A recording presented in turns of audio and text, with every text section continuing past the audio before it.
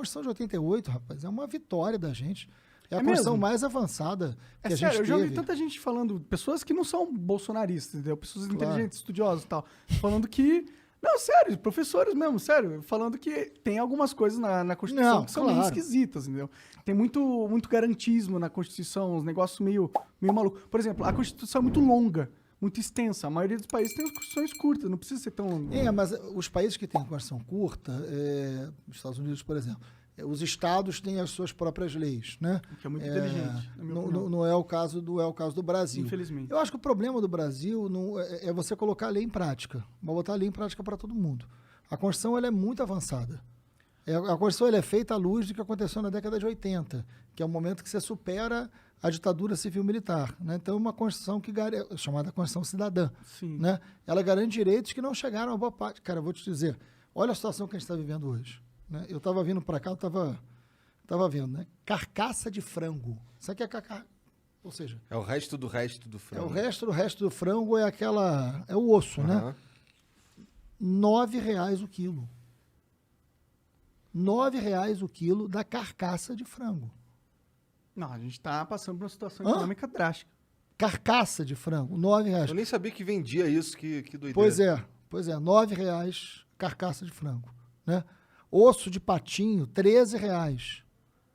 Então, assim, a imagem para mim mais forte do problema que a gente está vivendo hoje, e aí não é um problema que a gente não pode achar que a Constituição é um problema, né? Olha o que está acontecendo. Vocês viram aquela imagem do caminhão no Rio de Janeiro? Os caras comendo osso, catando osso pra caralho.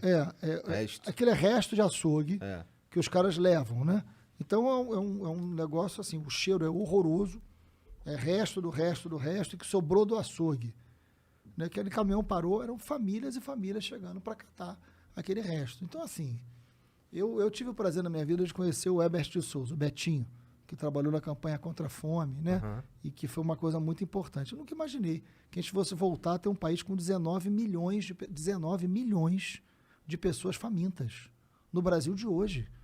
19 milhões de pessoas famintas. Mas você acha que a Constituição não pode ser também Entendeu? parte desse problema aí? Não, pelo contrário. Não tem nenhum erro na Constituição. Não Ela é é perfeita. erro. É isso que eu tô achando. Eu não acho uma Constituição, tipo, uma série de regras. Quanto mais complexas elas forem, pior. Elas têm que ser simples. E outra coisa, na Constituição, eles falam muito sobre... eles legislam muito sobre coisas que não é necessariamente do escopo da Constituição. Ela fala sobre o direito da enfermeira, por exemplo. Entendeu? Não era uma coisa que precisava estar na Constituição de um país.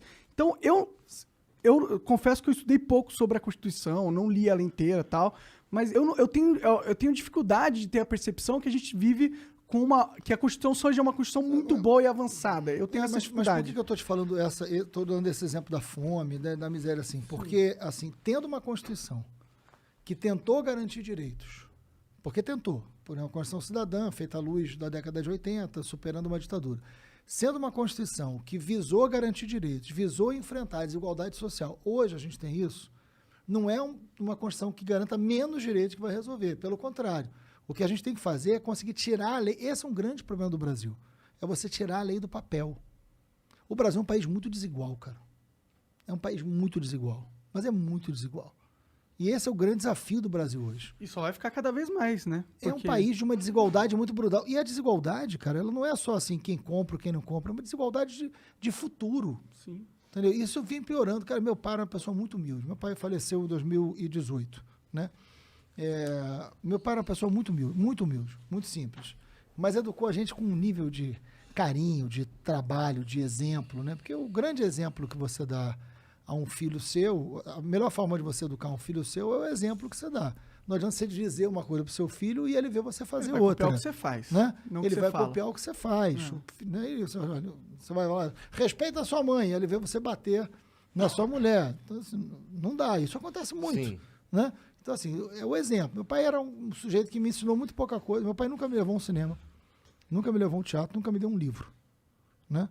Não fez isso porque ele não queria, porque para ele aquilo não... Não era da realidade dele. Não era da realidade dele. Né? Mas foi um cara que me deu inúmeros exemplos sensacionais. De afeto, de carinho, de trabalho, sabe, de dedicação, de amor, enfim, de compreensão, de escuta.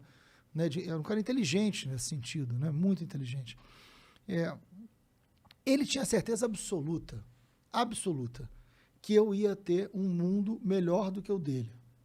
Eu ia viver num mundo melhor do que o dele. Por isso que ele insistia muito na coisa da educação. Por isso que eu acho que eu virei um pouco essa coisa do educador, né? Meu pai tinha certeza absoluta que eu ia viver um mundo melhor do que ele viveu. Hoje, um pai, quando olha para o filho, não tem a certeza que o meu pai tinha. É verdade. Entendeu o que eu estou dizendo? O cara vai olhar para o futuro, vai ter medo do mundo que o filho dele vai viver. Não vai ter confiança, não vai ter conforto. Meu pai tinha um certo conforto. Ele olhava e falava, meu filho vai viver um mundo melhor do que eu vivi. Pô, meu pai foi camelô com 9 anos de idade, cara. Sabe o que camelô com 9 anos de idade? Meu pai foi camelô com 9 anos de idade. Né? Então, pô, o meu filho não vai ter isso. Meu filho vai ter uma vida melhor. Né? Então, assim, hoje, um pai olha para o filho, olha para o mundo, e ele tem saudade do passado, ele não tem vontade do futuro. Isso é uma crise muito profunda que a gente está vivendo. Eu vejo muita gente mesmo falando, principalmente os mais velhos. A gente fica mais saudosista, né? Fala que o Brasil Porque você vai buscar no passado um lugar mais confortável do que o futuro. Mas eu sou otimista, pode achar que isso é normal. Em relação a isso. Eu acho que você olha para sua filha, você acha que ela vai ter um futuro pior que o seu, uma vida pior que a tua? Cara, a minha foi de muito sacrifício, assim. E eu acho que eu venci muito. Eu trabalhei muito para vencer e eu acho que eu já dei a ela uma condição muito melhor do que eu tive na idade dela. Isso é um fato. Então, eu acredito que isso Agora, vai não ser é verdade. a regra.